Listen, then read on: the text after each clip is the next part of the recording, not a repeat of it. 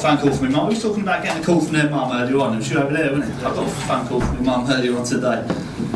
She said, Johnny, life is tough. There's always someone trying to take the food off your plate or the shirt off your back, someone trying to kick you when you're down. I said, Mum, thanks for the call and I love you, but you know, you're staying in the old people's home and that's it.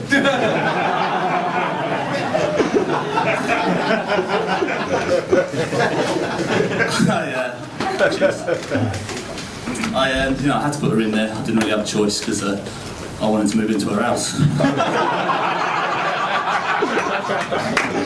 What can I do? They can't be that. Can it be that bad in them places? You do hear some pretty bad stories, don't you? Yeah, no, but I haven't actually been myself. So. Scotland's a long way away, isn't it? Not an ideal choice for a woman who spent most of her life in Cornwall, but she'd never been, so I thought it'd be nice for her. She does like her phone calls though. I was chatting to her on the phone the other day, and I do ring her whenever I've got minutes free at the end of the month.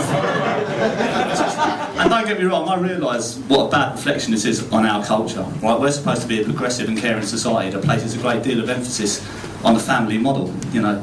And we can't even carry our minutes over to the following month. But she was telling me on the phone the other day, she's getting into religion, right? And I'm not really a fan of religion. I don't know if there's anyone in here who is religious, you know, that's your business, but I tend to think it's full of contradictions, right? Take Buddhism, for example, yeah? One of the four noble truths of Buddhism, you may or may not know this, is that life is suffering, and it's through the acceptance of this suffering that we can attain enlightenment. Now, I'll be the first to concede that that's a very profound statement. But if they really believe that, right, why can't they stop banging on about Tibet? and the other problem I have with religion, right, is that it tends to be a collection of superstitions just thrown together to give someone a moral code to live by, right? And I don't subscribe to superstitious beliefs because, as far as I'm concerned, that can only bring you bad luck, right? But, I went out with this girl who was very, very superstitious. And actually, I think she was a little bit of a pikey. I could never be too sure, but every time I showed her a tax return form, she like recoiled in terror. So I had a fair idea. And when I first started going out with her, we were in Streatham, so I took her up the Coolara. Right now, that's not a euphemism for anal sex.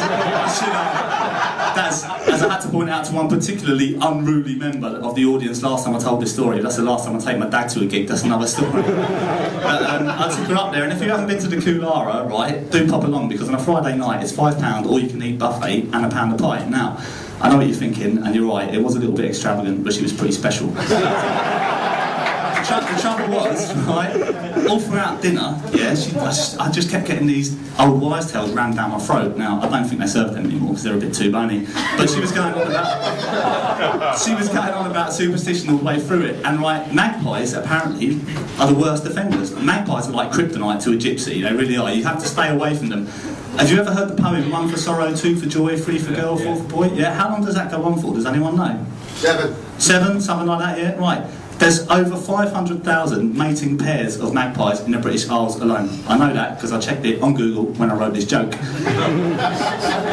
What happens if I see them all at once? Is that some sort of pikey Armageddon? How does that work?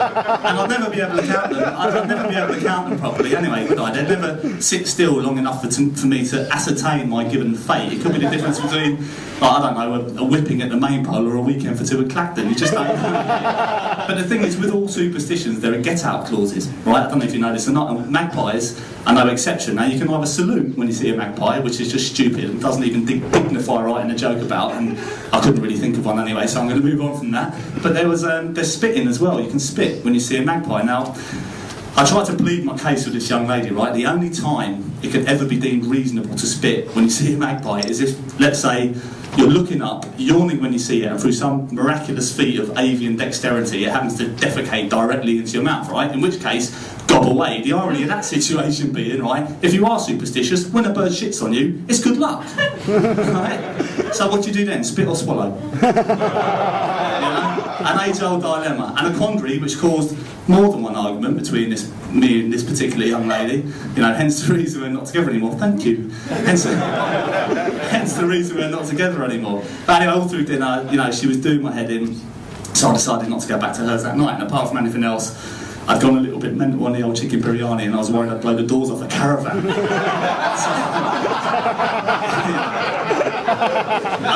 I did ring her the next day, right? I had a touch of the old belly bellies. I was feeling a bit sorry for myself, so I did ring her the next day. Not straight away. I had a bit of a pebble dashing to do for my mate Armitage first. But I did ring her, and straight away she comes out of another one of these sayings. She says, "Oh, your ears must be burning. I was just talking about you." I said, "My arse is on fire. Could you stop?" Thank you very much. You've been very kind. Johnny Whelan! Do you want to buy me a drink? Johnny Whelan, we shall buy you a drink! Even though unbeknownst to you, my second name is